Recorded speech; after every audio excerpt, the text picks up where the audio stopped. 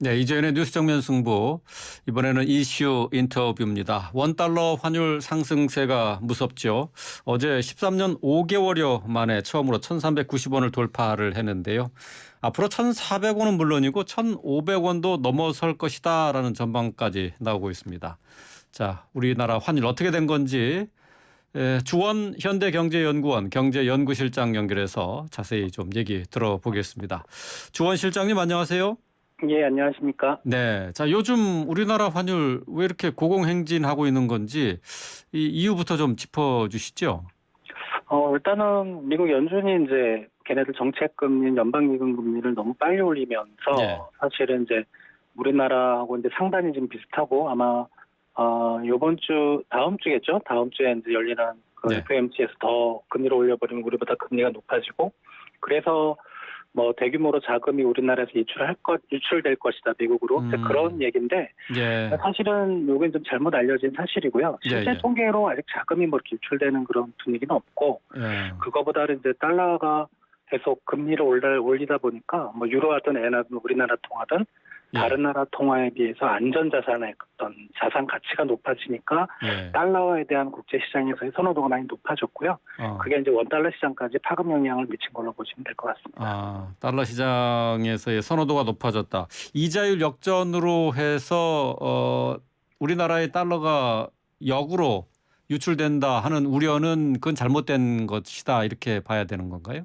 예, 지금도 그렇고요. 과거에 네. 우리가 한 3번 정도 이제 그런 경험이 있었는데 미국 금리가 우리보다 높아지면서 네. 실제로는 자본 유출이 거의 일어나지 않았습니다. 그래서 통상 얘기하는 뭐 금리 격차 때문에 달러 자금이 우리나라를 빠져나갔다. 요거는 좀 잘못 알려진 사실인 것 같습니다. 그래요.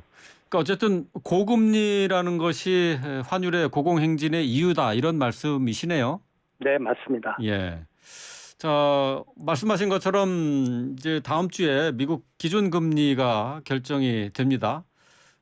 소비자 물가지수가 8월 달 경우 이제 8.3%로 집계가 됐고요. 이제 미국의 경우인데 시장에서 이제 애초에 8.1%로 떨어질 것이다 이렇게 예상을 했는데 이를 뛰어넘은 거예요. 네. 자, 지금까지 이제 금리 인상을 계속해 왔는데 결국 물가 잡기에는 역부족이다. 이렇게 봐야 되는 건가요?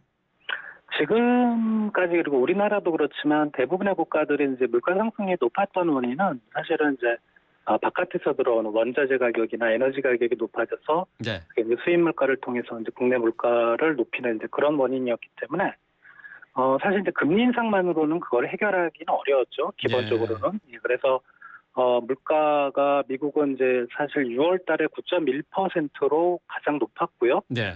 올해 7월에 8.5, 요번에 이제 예상치가 한 8.1 정도 나왔었는데 실제치는 8.3%. 네. 그리고 이제 미국 사실 8월 달에 휘발유 가격은 많이 떨어졌었거든요. 예, 그런데도 물가가 올랐다는 거는 그런 이제 원자재 쪽 물가 상승 압력보다는 이제 미국 내 특히 이제 많이 올랐던 게 서비스 요금이라든가 이런 게 좀 많이 올랐습니다. 미국에. 그렇다 보면 이제까지의 물가 상승 압력의 원인은 바깥에서 들어왔다면 이제 미국의 물가 상승은 미국 안에서 형성되는 이제 그런 어떤 전환점이 있지 않은가 생각이 됩니다. 네. 그렇다면 앞으로 미국의 인플레이션이 예상보다 잘 잡히지 않고 계속 이렇게 길어질 수 있다 이렇게 봐야 되나요? 예, 상승률 자체는 아마 6월달 9.1%가 가장 꼭대기였을 것 같은데, 네. 근데 지금 전문가들이 예상했던 물가 상승률 자체가 많이 빠르게 떨어질 것이라는 예상은 이제 어려워졌고요.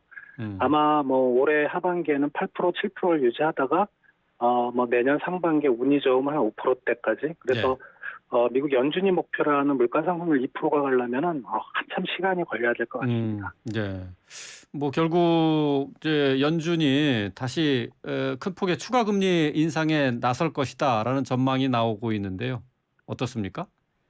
아무래도 지금 저번에 이제 자이언트 스텝 0.75를 밟으면서 그리고 또 이제 다음 주에 회의도 0.75% 포인트를 인상하는 자이언트 스텝을 이제 뭐 연준 인사들이 계속 얘기를 했었는데 지금 분위기가 갑자기 이제 물가 상승률이 예상치를 넘어버리니까 울트라 스텝 얘기도 나오고 있어요. 울트라 스텝? 예. 1% 포인트를 올려버리는. 1%를 한꺼번에. 예. 근데 그거는 아직까지는 지금 뭐 그 CME 페드워치라는 이제 미국의 정책 금리를 예측하는 그런 이제 확률표가 있는데 한 며칠 전만 해도 자이언트 스텝이 거의 100% 확률이었는데 지금은 자이언트 스텝이 한 70%, 네. 한 30%가 울트라 쪽으로 또 넘어가 있습니다. 그래서 아, 아직은 모르지만 그래도 울트라 스텝보다는 0.75%포인트를 올리는 자이언트 스텝이 더 가능성이 높다고 보시면 될 것 같습니다. 아, 그렇군요.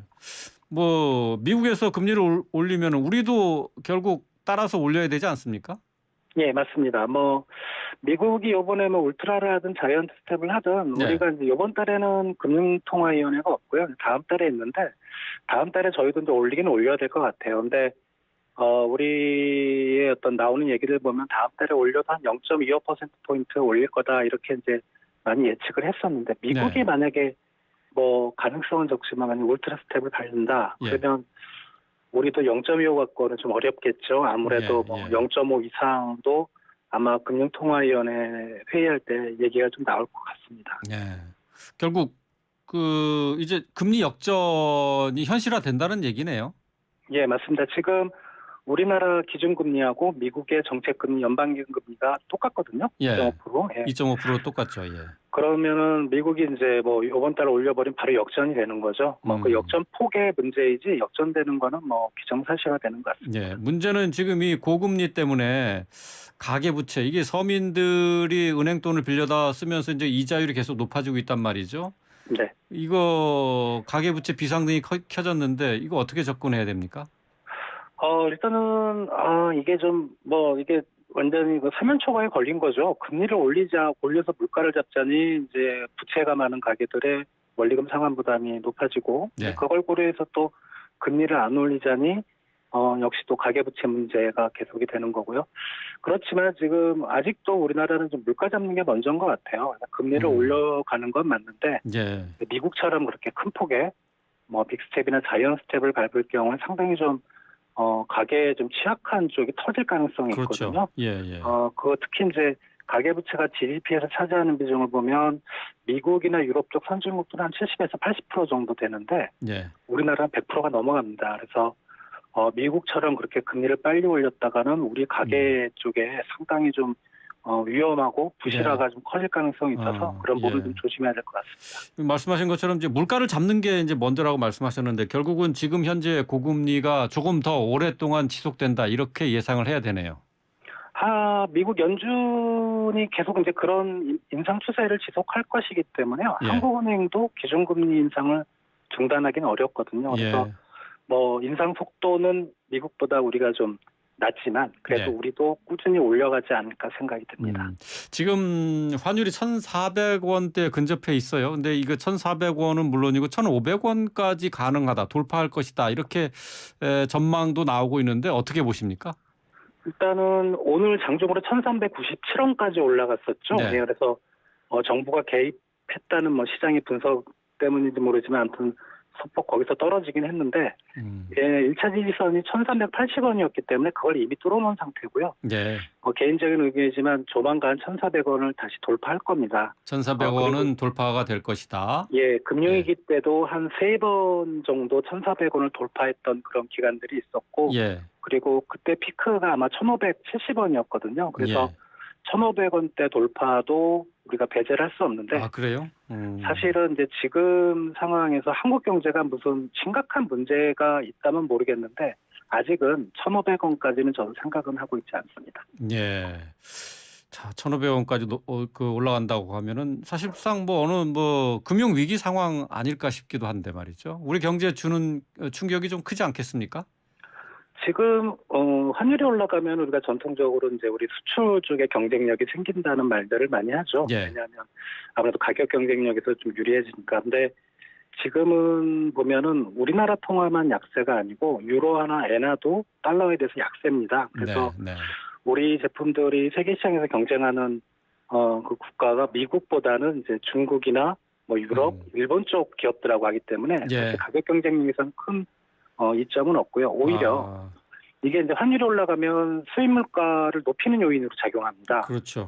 예. 최근에 원자재 가격이 좀 빠지면서 수입 물가 상승률이 좀 둔화됐었는데 근데 이게 환율이 올라가면 그 둔화되는 속도가 상당히 느려지는 거죠. 예를 들면 7월달 우리 수입물가 상승률 중에 예. 환율 때문에 발생한 게 57%나 됩니다. 절반 이상이 환율 때문에 상승률이 높아진 거죠. 예. 그런 걸 생각하면 우리나라 경제에 지금 환율 올라가는 건 전혀 도움이 안 된다고 보시면 될 것 같습니다. 그렇군요. 예. 수출에도 도움 안 되고 즉 금리를 계속 고금리로 높게 유지할 수밖에 없는 그런 상황인데 앞으로 우리 경제 좀 어려운 상황까지 어디까지 밀리게 될지 좀 걱정이 많이 되네요. 예. 자, 오늘 말씀 여기까지 듣도록 하겠습니다. 말씀 잘 들었습니다. 감사합니다. 네, 주원 현대경제연구원 경제연구실장과 얘기 나눠봤습니다.